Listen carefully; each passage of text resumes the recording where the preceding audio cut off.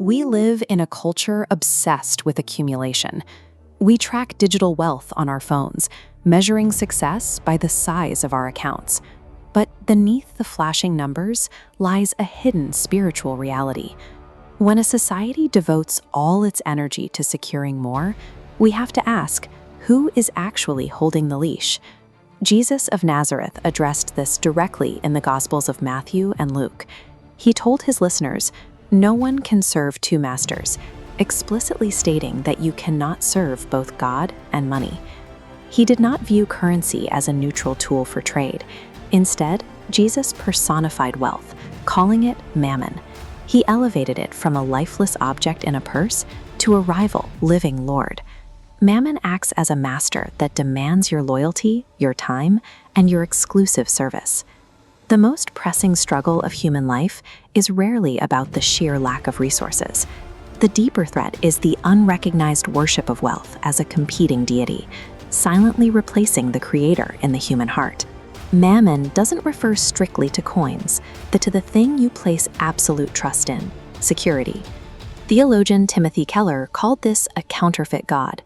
It promises peace, but leaves us trapped in a fortress of our own making. Old Testament scholar Walter Brueggemann describes this exact trap as the royal consciousness. Mammon's system sells the illusion of control. It promises that if you stockpile enough resources, you will finally be safe.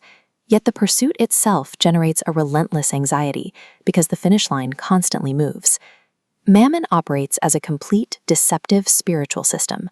It tricks humanity into serving an idol that demands constant sacrifice, yet remains entirely incapable of satisfying our deepest existential needs. The Apostle Paul isolates the root of this disease in his first letter to Timothy. He writes that the love of money is a root of all kinds of evil. The physical currency itself is not the issue. The danger lies entirely in our internal devotion to it. In the 4th century, Augustine of Hippo framed this tendency as disordered love. Humans take a lesser good, like physical provision, and elevate it above the ultimate good, which is God. When we scramble that hierarchy, we destroy our own souls in the process. The book of Joshua contains a grim historical record of this disordered love. A man named Achan discovered a beautiful Babylonian robe, silver and gold amidst the spoils of Jericho. Overcome by greed, he buried the stolen wealth deep under his tent, hiding his obsession from the rest of the camp. That private hoarding triggered public devastation. Because of Achan's theft, the nation's covenant with God was broken. In their very next battle at Ai, the Israelites were routed, and 36 Israelites were struck down. Individual greed fractures the stability of the entire community. Centuries later, the exact same fixation drove one of Jesus's closest companions to make the ultimate transaction. Judas Iscariot walked with the Son of God, witnessed miracles firsthand, and still chose to trade him to the authorities for 30 pieces of silver. When wealth becomes the supreme object of our devotion, everything else is reduced to a commodity. Betraying your neighbor, or even your creator, simply becomes the calculated price of doing business. Jesus illustrated the sheer absurdity of this mindset in the parable of the rich fool. A wealthy landowner yields such a massive harvest that he tears down his barns to build bigger ones, securing his future comfort. But God calls him a fool, warning him that his life will be demanded of him that very night. His hoarded assets were entirely useless against his own mortality. In another teaching, Jesus describes a rich man dressed in purple, feasting in luxury every day, while a beggar named Lazarus lies covered in sores outside his gate. The rich man isn't condemned simply because he holds capital. He is condemned because his luxury has degraded his perception. The founder of Black liberation theology, James Cone, noted that wealth acts as an insulating barrier.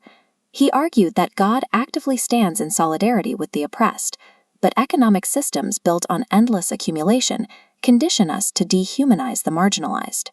Cone's modern assessment mirrors the writings of the early church father John Chrysostom. Both men recognized Mammon's most dangerous side effect. It inflicts a profound spiritual blindness. It makes the wealthy completely incapable of seeing the suffering happening right at their own gates. The pathology of Mammon is not confined to the individual heart. It scales up, constructing blind, unjust systems that condemn the vulnerable to starvation, while condemning the hoarder to a gilded, isolated prison. Jesus did not leave his followers with just a diagnosis. In his teachings across Matthew and Luke, he presents the living cure to Mammon's disease. He introduces the kingdom economy. British theologian N.T. Wright points out that kingdom ethics operate on a completely opposing framework. Mammon runs on scarcity and the anxiety of hoarding. The kingdom runs on the radical, quiet peace found in trusting God's provision. This diagram visualizes the two competing systems as a side-by-side ledger. Jesus demands subversive action. Give to the needy and store up treasures in heaven. You cannot balance accounts in both columns. It is structurally impossible to pledge allegiance to both ledgers. Mammon demands that you store up and protect yourself. Jesus invites you to give and trust. Mammon extracts through fear. Jesus provides through grace. The ultimate, sustaining currency of the eternal kingdom is love, not greed. And when we choose to step into that kingdom, we dethrone Mammon forever.